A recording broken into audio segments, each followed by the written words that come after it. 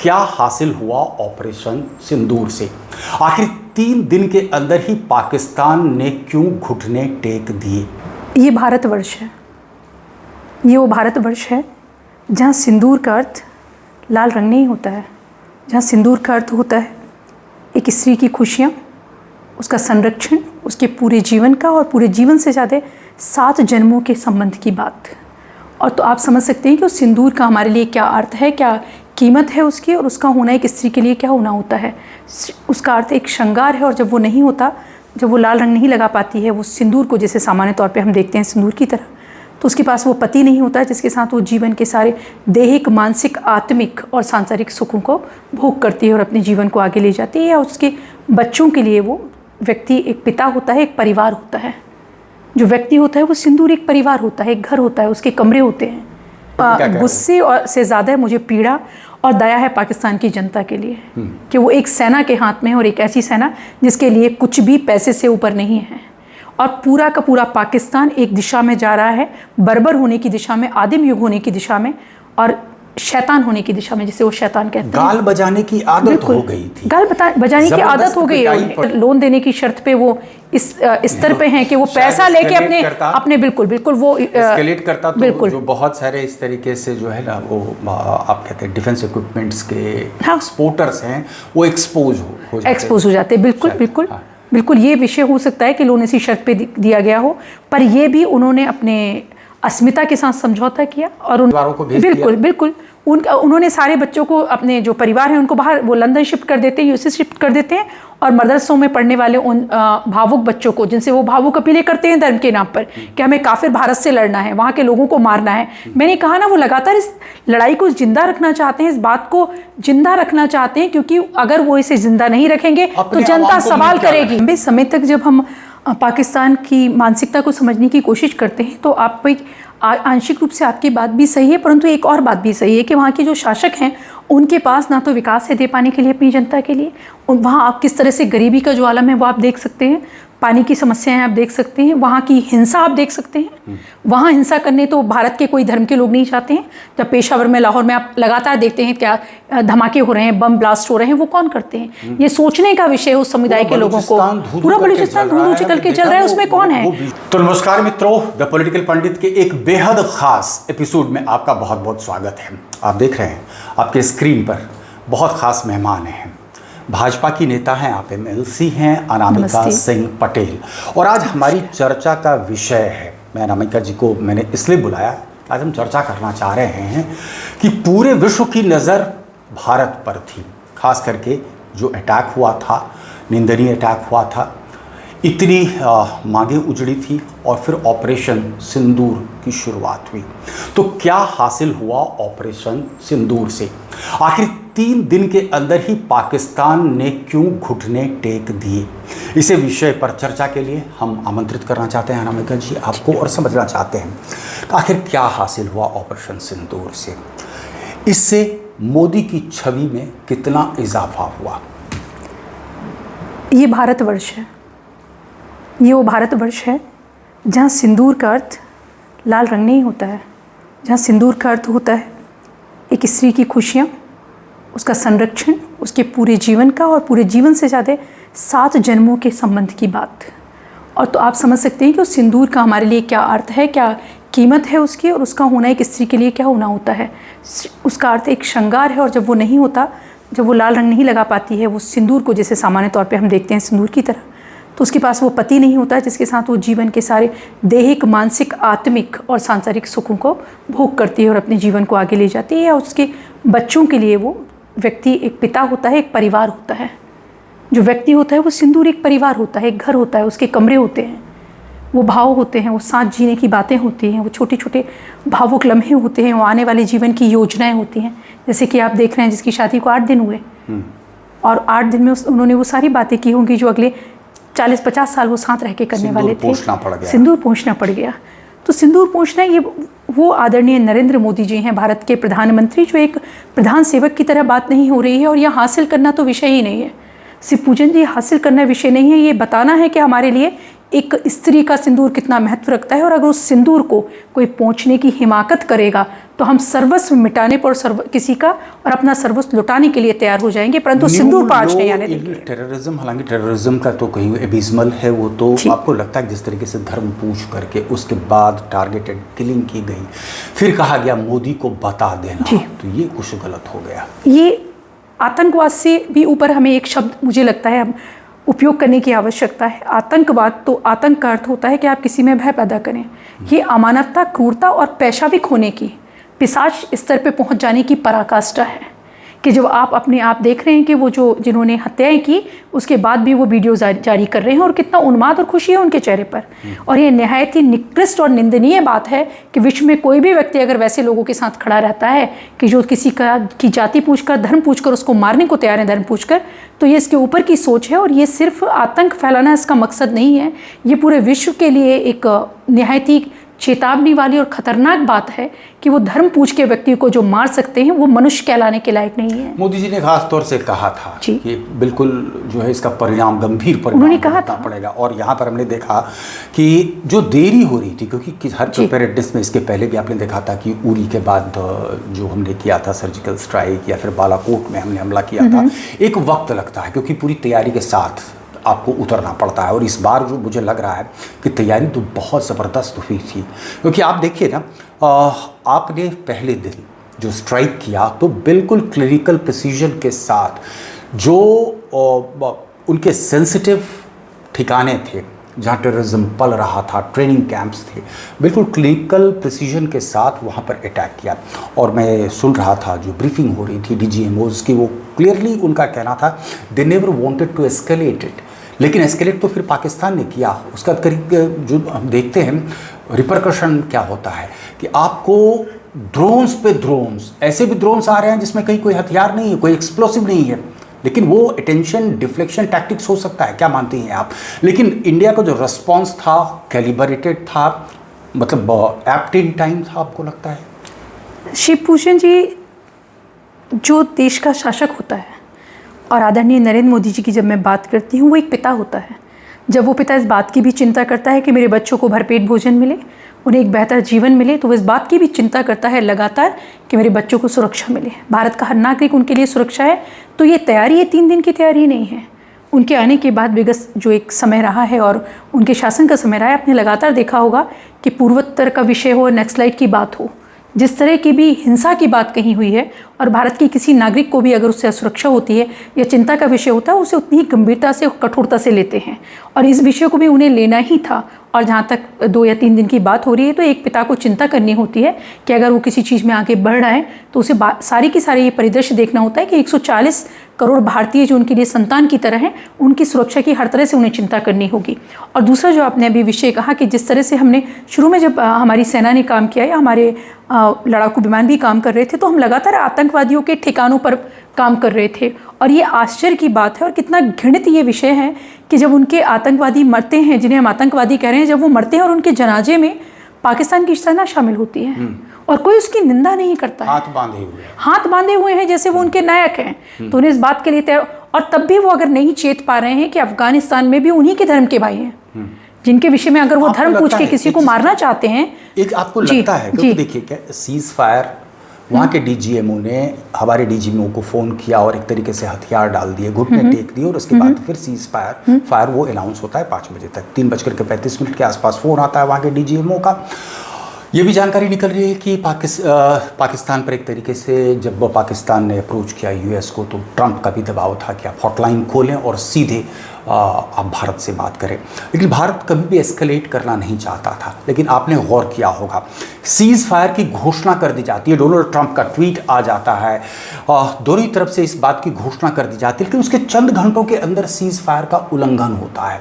आपको कुछ ऐसा प्रतीत हो रहा है कि क्या जो ये इंटरनल जो इनका टेररिज्म है, मेन स्टे एक तरीके से बन चुका है पाकिस्तान का, उसका कंट्रीब्यूशन कुछ हो सकता है इस सीज फायर वायलेशन में? या फिर आपको लगता है, क्योंकि ऐसी भी जानकारी आ रही है कि चाइना से भी बात हुई, चाइना आखिर क्यों चाहेगा कि अमेरिका पीस ब्रोकर करे दोनों, इसमें चाइना का इंटरेस्ट तो उसमें है नहीं, वाहवाही लूटे डोनाल्ड ट्रंप।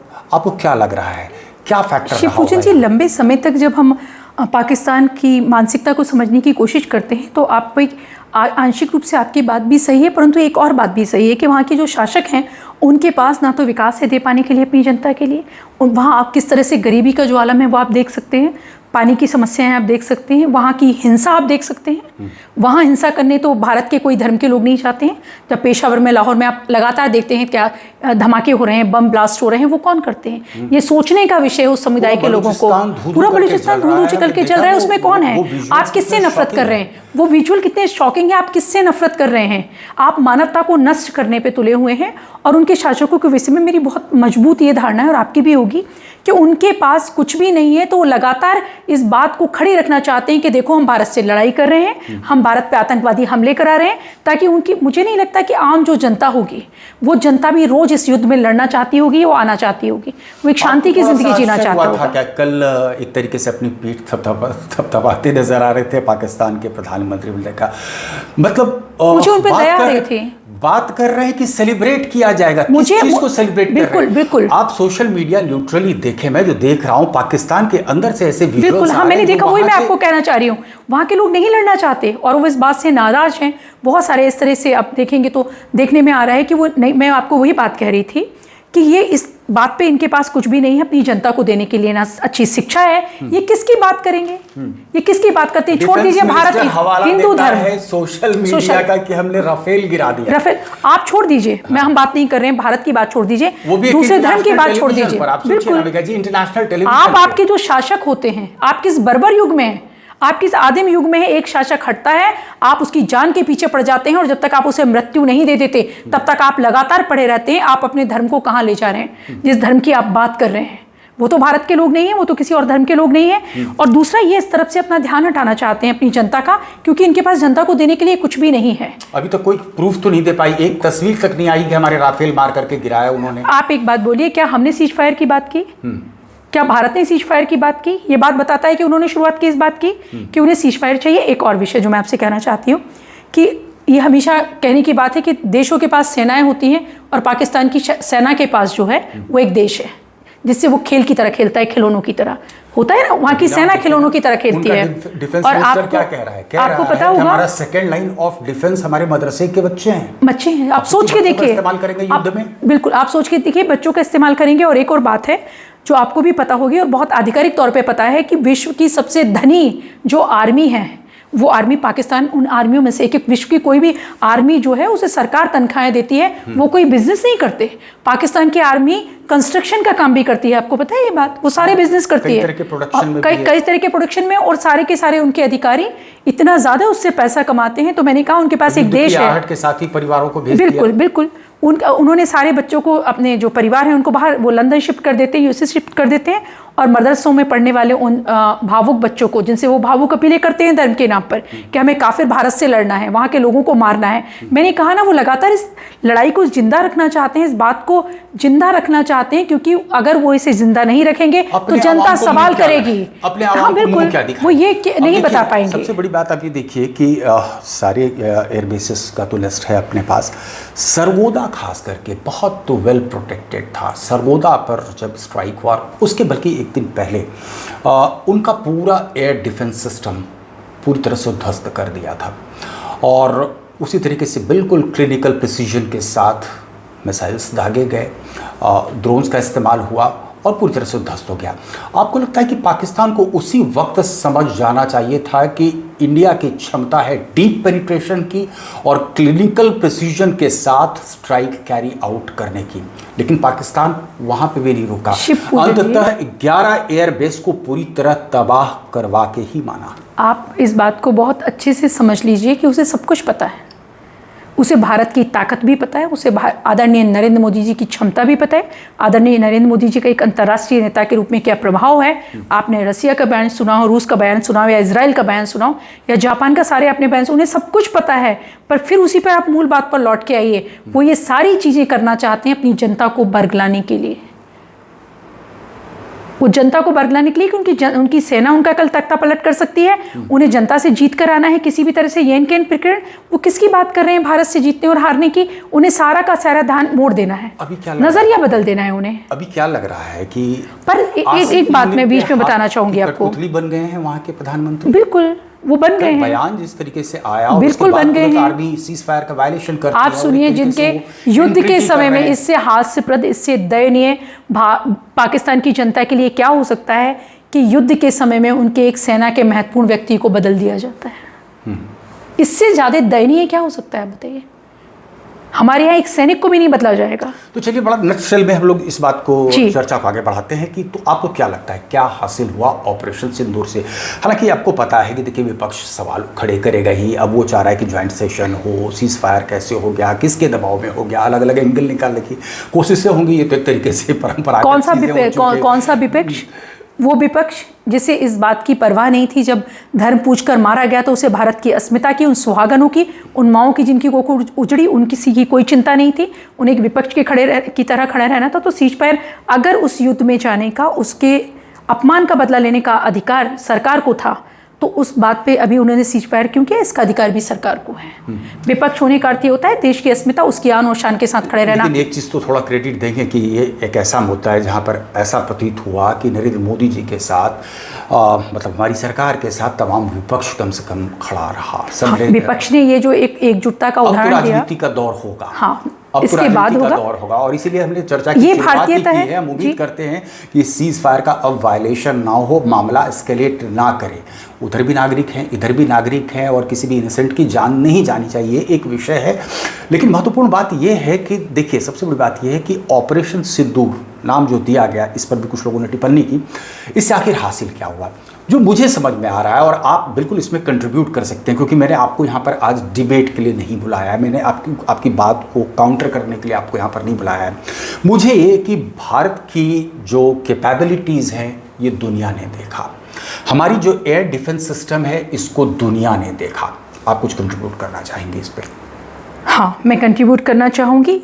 भारत के लोगों ने देखा, पूरी दुनिया ने देखा कि हमारे लिए, मैंने फिर कहा कि हमारे लिए सिंदूर जो है आन बान शान है। हमने हमारे नागरिकों की जो मृत्यु हुई, जो वो नहीं रहे, उनके लिए हमने बताया कि हमारे लिए एक नागरिक भी कितना महत्वपूर्ण है। और उसके साथ हमने बताया कि हमारे लिए सिंदूर यानी कि हमारी जो सभ्यता है, हमारी जो संस्कृति है वो कितनी महत्वपूर्ण है। वो महज सिंदूर नहीं था, वो अपमान था। ये वही सिंदूर था जिसको हनुमान जी ने पूरे शरीर पे लपेट लिया था ना, ये कहकर कि अगर इसको लगाने से राम जी की, सीता मैया की मांग में भरने से राम जी की उम्र लंबी होती है तो मैं पूरे शरीर पे लगा लूंगा। ये उस सिंदूर की ताकत है, इसको समझना होगा। तो इस सिंदूर की ताकत के लिए हमने जो कहते हैं ना कि इंडस वाटर ट्रीटी, उसको एब्रोगेट कर दिया, तो भारत के फायदे में वो भी चीज़ है। भारत की वो आप ये फायदा हुआ कि जब बिल्कुल जब ये फायदा हुआ कि जब रोकर कहती है शिमला एग्रीमेंट को कहते हैं हम उसको अब नहीं मानते, तो फिर मुझे गुस्से और से ज़्यादा मुझे पीड़ा और दया है पाकिस्तान की जनता के लिए कि वो एक सेना के हाथ में है, और एक ऐसी सेना जिसके लिए कुछ भी पैसे से ऊपर नहीं है। और पूरा का पूरा पाकिस्तान एक दिशा में जा रहा है, बर्बर होने की दिशा में, आदिम युग होने की दिशा में, और शैतान होने की दिशा में, जिसे वो शैतान कहते हैं। गाल बजाने की आदत हो गई थी, गाल बजाने की आदत हो गई है। पिटाई पड़ी है, जबरदस्त पिटाई पड़ी है, मानने को तैयार नहीं है। आपको नहीं लग रहा है? देखिए, वो समय गया शिवपूजन जी, वो समय गया।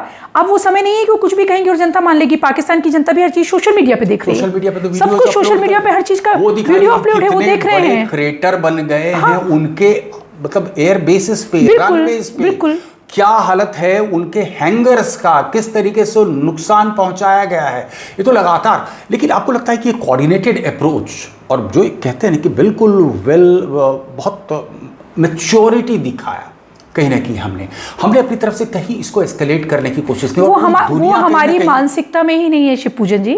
आदरणीय नरेंद्र मोदी जी भारतीयता की मानसिकता में ही नहीं है। हम तो अहिंसा में विश्वास करने वाले लोग हैं, हम तो जीव जंतुओं से प्रेम करने वाले लोग हैं।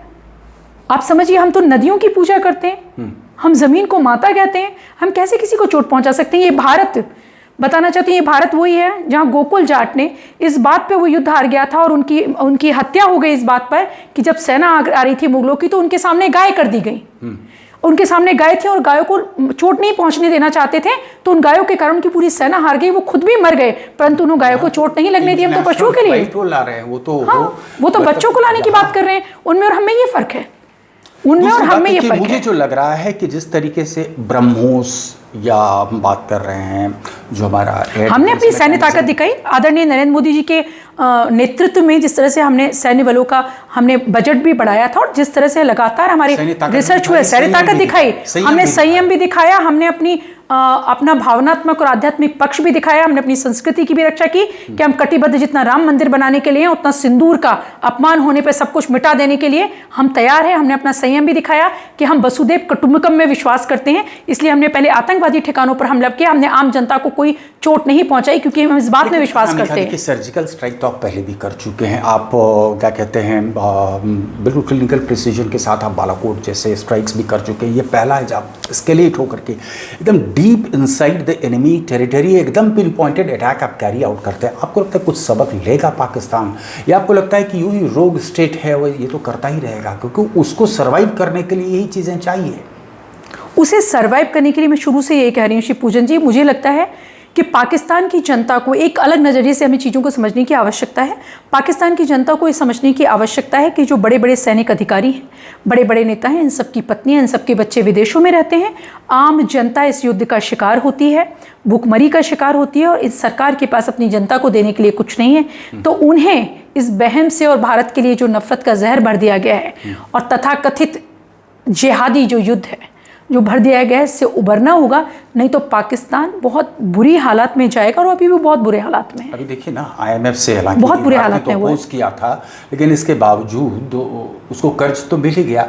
आपको लगता है कि जो पीस की ब्रोकरेज हुई है, तो IMF का लोन सैंक्शन होना ये कंडीशन रहा होगा पाकिस्तान के लिए? ये बहुत अच्छा नहीं है। वो लोन जो सैंक्शन हुआ, वो एक इस समय सैंक्शन होना वो सही बात नहीं है। हम क्या आपको लगता है कि लोन सैंक्शन कर दिया और शर्त ये रखी गई होगी कि आप संधि कर लो, ऐसा कुछ आपको लगता है? हाँ, निस्संदेह जो विश्व समुदाय है वो चाहता है कि शांति हो, और बहुत सारी चीज़ों के लिए कुछ सोच के अगर इस तरह से किया गया तो ये भी बेहतर है कि अगर लोन देने की शर्त पे वो इस स्तर पे हैं कि वो पैसा लेके अपने बिल्कुल वो एस्केलेट करता, तो बिल्कुल जो बहुत सारे इस तरीके से जो है ना, वो आप कहते हैं डिफेंस इक्विपमेंट्स के एक्सपोर्टर्स हैं, वो एक्सपोज हो जाते बिल्कुल ये विषय हो सकता है कि लोन इसी शर्त पे दिया गया हो, पर ये भी उन्होंने अपने अस्मिता के साथ समझौता किया और उन्होंने बता दिया कि वो पैसे के लिए कुछ भी कर सकते हैं।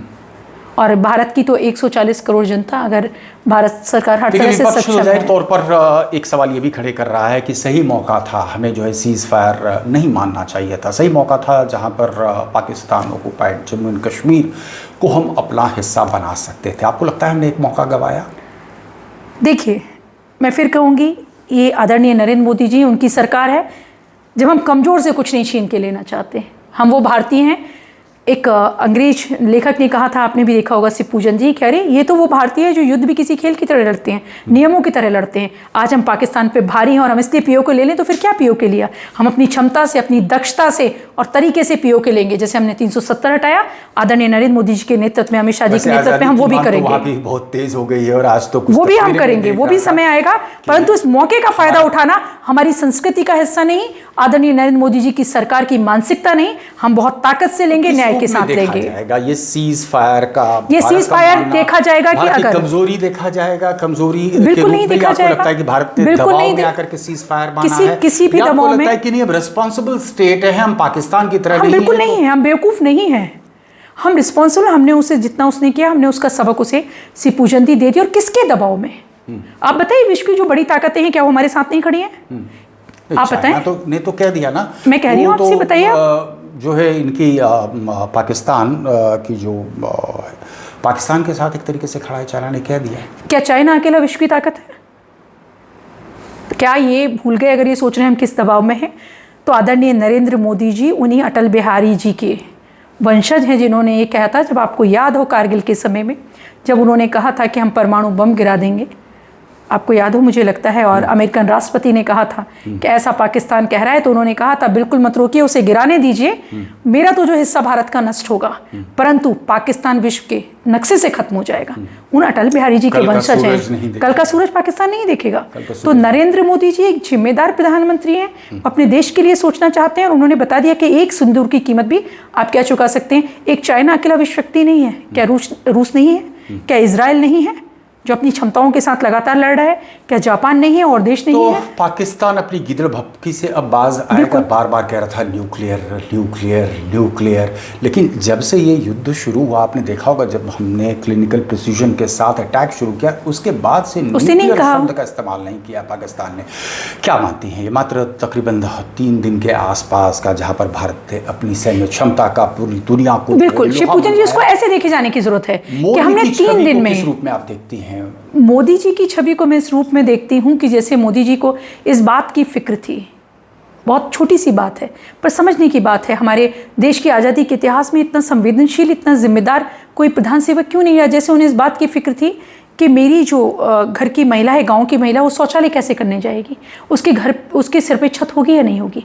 5 किलो अनाज जिन्होंने दिया, जिन्होंने किसान सम्मान निधि दी, उन्होंने ही इस बात की तरह पिता के तरह खड़ा होकर ये बात की कि अगर मेरे किसी पुत्र की मृत्यु होगी और वो उसकी पत्नी का अगर सिंदूर पहुंचा जाएगा तो मैं विश्व की सारी ताकतें कहीं भी खड़ी हूँ, मैं उसके लिए, उस अपमान का बदला लेने के लिए, उन सिसकियों को चुप कराने के लिए, उस चित्कार को एक उसमें बदलने के लिए, प्रतिशोध में बदलने के लिए मैं खड़ा हूँगा।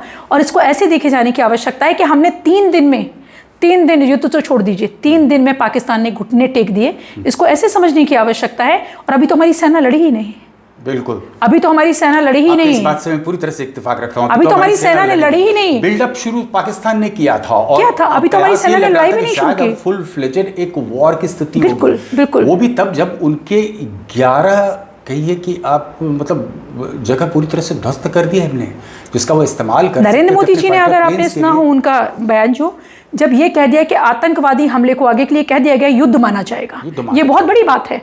आज तक किसी महाशक्ति जो खुद को कहते हैं विश्व में बड़ी ताकत, उनकी ये कहने की हिम्मत नहीं हुई, और जब वो कह रहे हैं कि युद्ध माना जाएगा तो ये समझ आ जाना चाहिए कि अब ये दोबारा हुआ तो क्या होगा। सेना को तो साफ तौर से निर्देश है कि बुलेट का जवाब जो है गोली से दे दिया जाए। बिल्कुल, तो ये नया भारत है जी, बिल्कुल ये नया भारत तौर पर अब जिस तरीके से घुस करके भारत मार रहा है, चुन चुन करके आतंकवादियों से हिसाब ले रहा है, तो उम्मीद हम यही कर सकते हैं कि शायद पाकिस्तान को कुछ अब ठंडे दिमाग से सोचना चाहिए।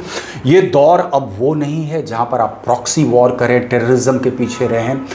इसमें आप देख रहे हैं ना कि भाई चाइना और अमेरिका के बीच क्या चल रहा है, टैरिफ वॉर पर जंग चल रहा है।